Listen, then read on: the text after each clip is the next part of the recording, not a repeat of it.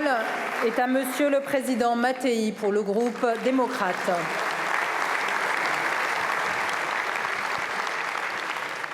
Madame la Présidente, Madame la Première ministre, quelle que soit la cause que l'on défend, elle restera toujours déshonorée par le massacre aveugle d'une foule innocente où le tueur sait d'avance qu'il atteindra la femme et l'enfant, disait Albert Camus.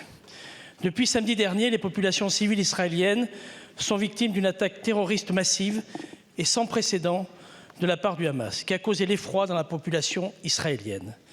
Plus de 700 personnes ont été assassinées, dont plus de 250 personnes qui participaient à un moment de fête.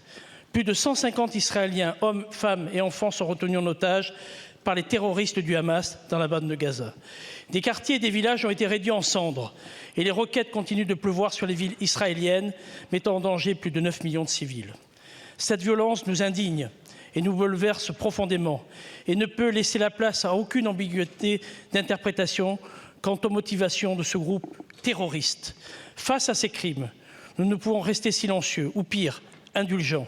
Je veux le dire simplement, aucune lutte ne justifie le terrorisme. Aucun conflit territorial n'explique ces horreurs.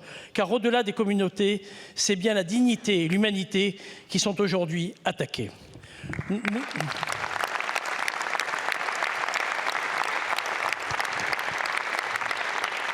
Nous condamnons fermement ces attentats. Les manifestations nombreuses qui ont eu lieu hier en fin de journée ont marqué la solidarité du peuple de France vis-à-vis du peuple israélien si durement touché. Nous étions nombreux à y être et j'avoue avoir été particulièrement touché par la fraternité qui s'y est exprimée. Je veux dire au nom de mon groupe tout notre soutien au peuple israélien.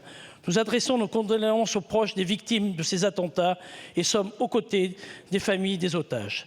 Madame la Première ministre, pouvez-vous nous dire quelles seront les actions à venir de la France et de l'Europe surtout dans ce contexte de crise aiguë? Je vous remercie. Merci beaucoup, Monsieur le Président.